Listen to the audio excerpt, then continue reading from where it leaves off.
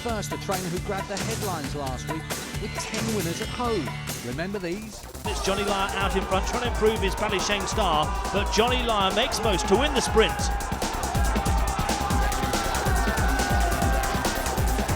And off the final bend, it's Droopy's Evelyn by 2 lengths. Droopy's Evelyn wins.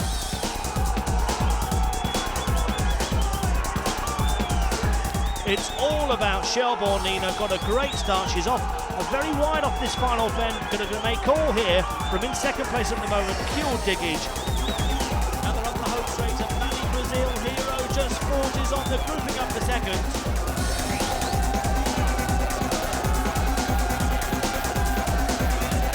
It's Droopy's Oasis trying to win the Courage Olympic final for a second time. Droopy's Oasis does it, and does it in style. It's Frosty back in action on his home track. Big Breeze wins, and wins well from Muttoneer. Around the final bend, and Green Acre Lynn being tackled by Kaluna Striker, but she's digging deep. It's 10 winners for Brian Clemenson.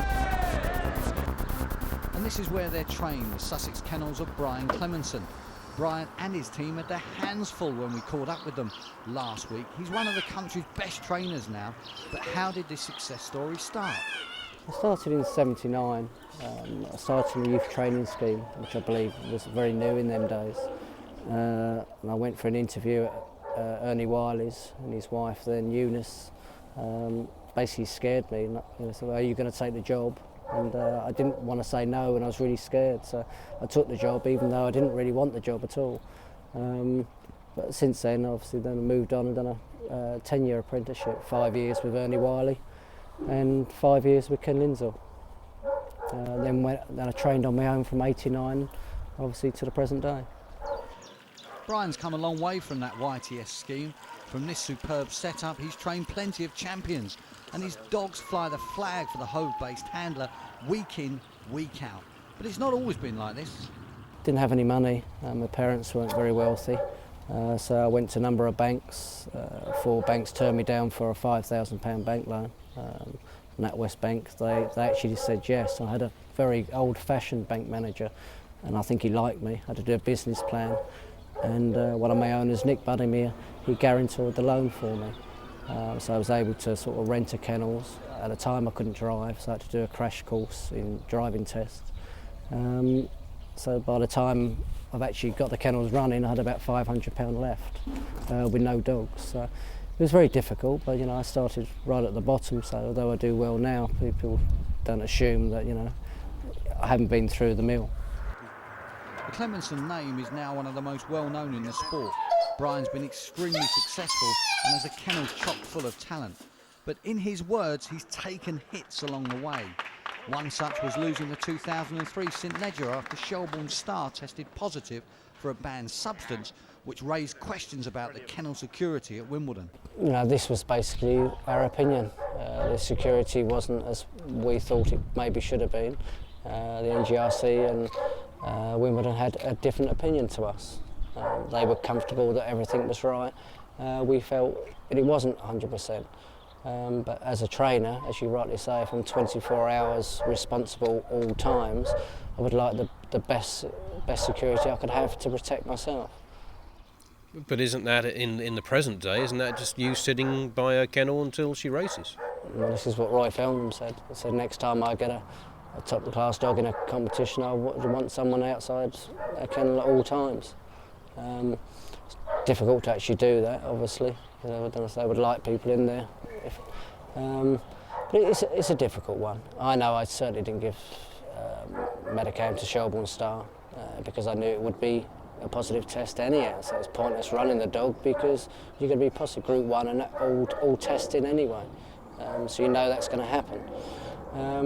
But as I say, they had a different opinion to us, and I do come back. It's going to make it more positive for me.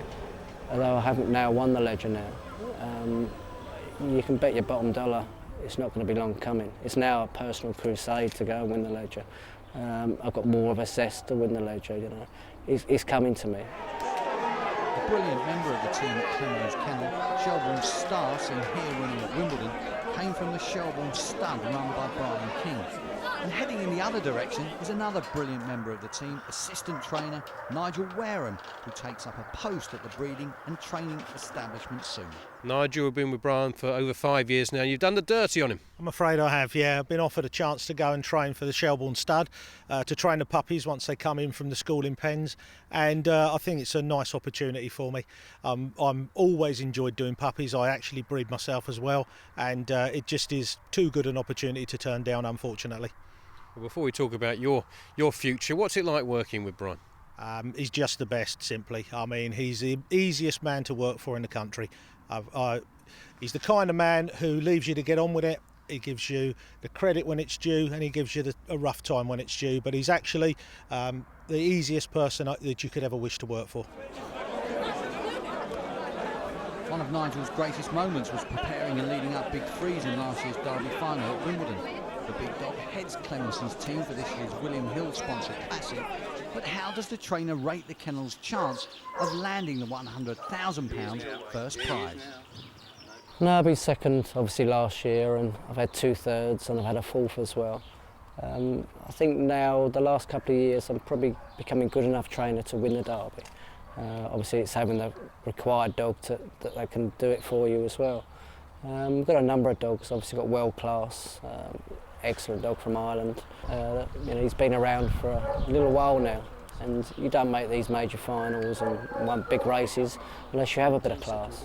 And to win a Derby final, or at least make the final, you do need that class. He's certainly good enough, injury permitting.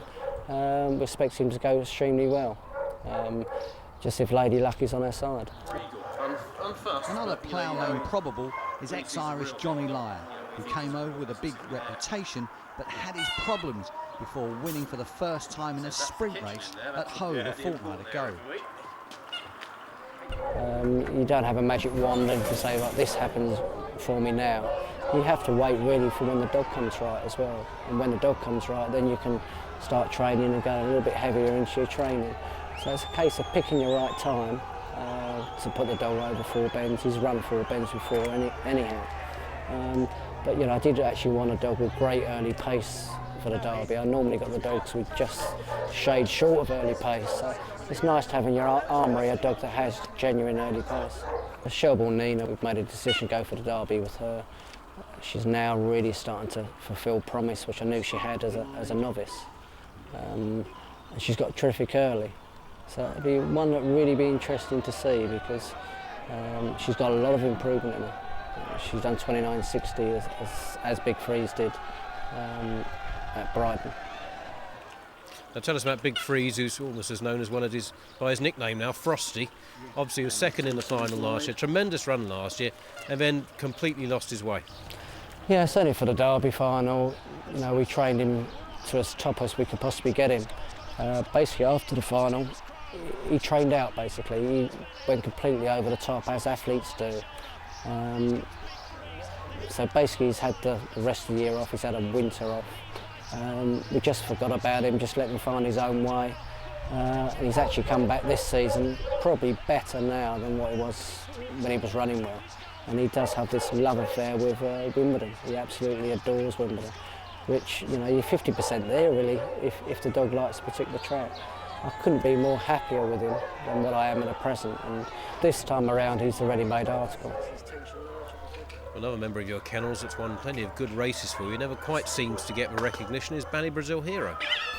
That's right, when he was a young puppy there was Solid Money, Big Freeze and Bally Brazil Hero. They were the outstanding dogs of the young generation at Brighton. He never has really got the recognition which he deserves. His record is probably as good, if not better, as Big Freeze or Solid Money. He's the track record holder at Brighton, 29.27. He won the Eclipse at Nottingham, which is Group 1. He won the Sussex Cup at Brighton, which is Group 1. And his record win-to run ratio is outstanding. He's never really had Wimbledon. He's never actually been there. He's been there one race, but this time he actually prepared for Wimbledon. And again, very experienced, very professional. The only post favourite is Robbie De Niro. He only beat him 2 lengths after an outstanding start in the Trainers' Championship. So again, he's got that experience. Another well-regarded member of the team is eclipsed second by the Rumour, who Brian thinks should go well at Wimbledon and will be trained for the Classic. There are top-notch performers wherever you turn at Clemo's kennel, and the trainer has pretty much won the lot. But what's the one thing he's truly after? Is it Derby glory? Well, that would be nice, of course. But what does he really desire? Getting respect really from the people that I want respect from, which I'm slowly starting to get from Charlie Lister and Bob Rowe. People, particularly Bob Rowe, hold him in massive admiration. It's probably to get respect really, just to turn around when I do actually retire, or whenever that could be, next year or 20 years time, to say that I come up the hard way. No one gave me nothing. I train at the top level and always been honest.